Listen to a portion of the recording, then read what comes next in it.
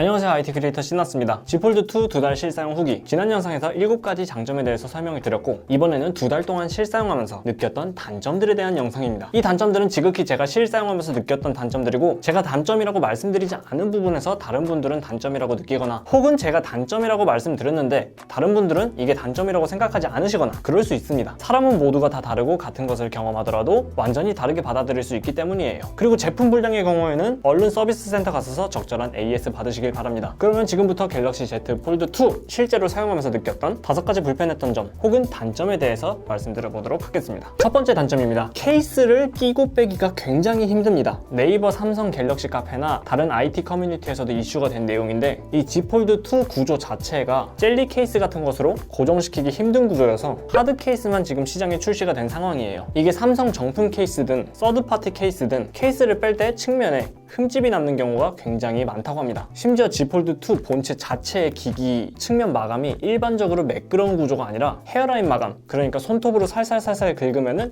끼끼끼끼끼 소리가 나는, 뜨득뜨득 긁히는 게 느껴지는 그런 마감이란 말이에요. 그런 구조다 보니까 이 빡빡한 하드 케이스를 끼울 때도 뭔가 따닥따닥 소리가 나가지고 굉장히 불안하고 긁히기도 쉬운 것 같습니다. 저는 개인적으로 링케 케이스를 구매해서 쓰고 있는데 이거 지금 한 번 끼워서 지금 벗기지도 못하고 있어요. 케이스를 벗기는 것에 있어서도 굉장히 부담이 큽니다. 두 번째 단점입니다. 아무래도 일반적인 폰보다 무게가 부담이 되는 것이 사실입니다. 저 같은 경우는 해외에서 애플페이 용도나 유튜브 서브 카메라 용도로 아이폰 SE 2세대를 사용하고 있는데, 물론 아이폰 SE가 굉장히 가벼운 폰인 탑도 크지만 이 두 폰 무게의 체감 자체가 상당합니다. 그리고 Z 폴드 2 가지고 계신 분들 다들 공감하시겠지만, 친구들 만나거나 주변 사람들 만나면 한 번도 빼놓지 않고서는 구경 좀 하자 이러면서 이렇게 가져가잖아요. 그런데 건네줄 때마다 항상 절대로 빼놓지 않고서는 나오는 얘기가 오, 무겁다 였어요. 태블릿을 접어서 들고 다닐 수 있다는 느낌으로 받아들이면 무거운 거 감수해라 라고 하실 수도 있겠지만, 어쨌든 스마트폰은 언제든지 들고 다니면서 부담 없어야 하는 물건인데 아무래도 이 무게가 부담이 되는 것은 어쩔 수 없습니다. 단순히 스마트폰 2개를 들고 다니는 것 뿐만 아니라 이 사이에 힌지 무게까지 가중이 되니까, 거기에 케이스도 2개 끼운다는 느낌으로 받아들이니까 그 무게 부담은 상당하죠. 세 번째 단점입니다. 앞에서 무게를 말씀드렸는데 길이도 불편한 감이 없잖아 있어요. 저는 긴 폰을 굉장히 좋아하는 편이고, 오히려 16대 9 비율 같은 폰 보면은 답답해서 어떻게 쓰지? 라고 생각하는 사람 중 하나예요. 그럼에도 불구하고 Z 폴드 2는 너무나도 웃깁니다. 안드로이드 최적화 안 해주는 대표적인 어플인 인스타그램을 예시로 들어볼게요. Z 폴드 2 비율에서 인스타 스토리를 올리면 일반적인 비율의 스마트폰으로 볼 때 위아래가 다 잘리게 됩니다. 그리고 반대로 남들이 올린 인스타 스토리는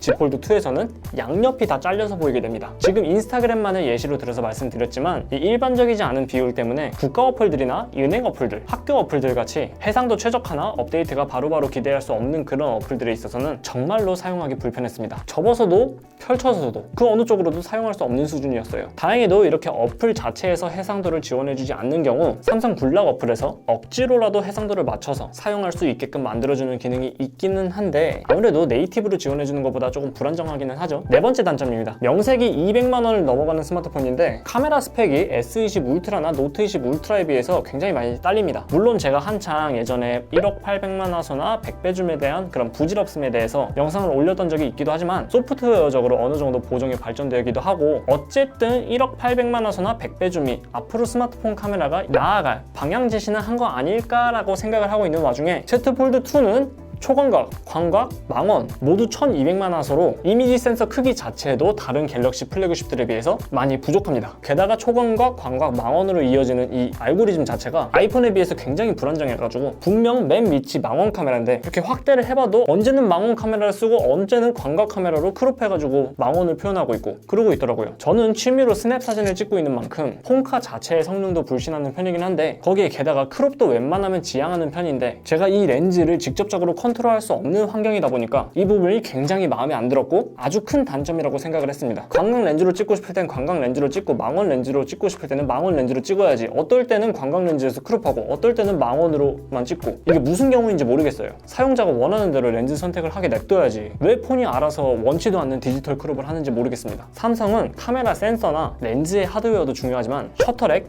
이미지 프로세싱, 알고리즘 부분이 있어서 경쟁사에 비해 굉장히 아쉽다고 느껴지기 때문에 신경을 써줬으면 좋겠습니다. 다섯 번째 장점입니다. 사실 이건 단점이라고 하기보다는 앞으로 무조건 개선될 점이기도 한데 메인 디스플레이가 일반적인 스마트폰 디스플레이처럼 단단하지 않고 말랑거린다는 점, 맘 놓고 쓰기에는 아직까지 물렁해요. 그리고 거기서 스노우볼이 굴러가서 S펜까지 탑재가 되지 못했다는 점. 일단 S펜을 넣지 못한 이유는 얼추 밝혀졌습니다. 지금의 S펜은 와콤 EMR 기반의 펜인데 이 디스플레이 내부에 별도의 디지타이저 패널이 필요합니다. 그런데 이 디지타이저 패널이 10만 번 정도 접근한 다음에는 성능이 급격하게 다운된다고 합니다. 거기에 지금 수준의 UTG, 울트라 씬 글래스로는 S펜을 견뎌낼 힘도 부족하다고 판단을 한 것 같고요. 가까운 삼성 디지털 플라자 가셔서 직접 폴드 1과 Z 폴드 2 이거 두 개를 만져보시면 확실히 디스플레이에 플라스틱을 사용한 폴드 1보다는 Z 폴드 2의 울트라 씬 글래스 디스플레이가 단단하다는 느낌은 들어요. 하지만 이게 일반적인 스마트폰의 디스플레이처럼 완전히 단단하다? 그런 느낌은 들지 못했습니다. 이에 대해 현재까지의 루머로는 별도의 디지타이저가 필요한 EMR 기반의 S펜보다 애플 펜슬이나 LG 서피스에서 사용하고 있는 원리와 유사한 액티브 기반의 S펜으로 넘어갈 수도 있다라는 관측이 있어요. AES 액티브 기반은 별도의 패널이 필요 없는 대신 펜 내부에 배터리가 탑재되어 있어야 되기 때문에 지금처럼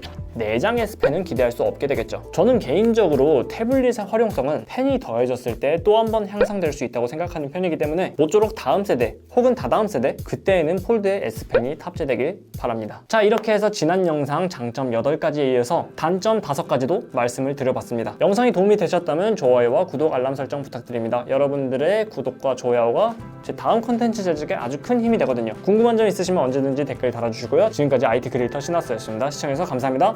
너도 한 번 더 인사하렴. 감사합니다.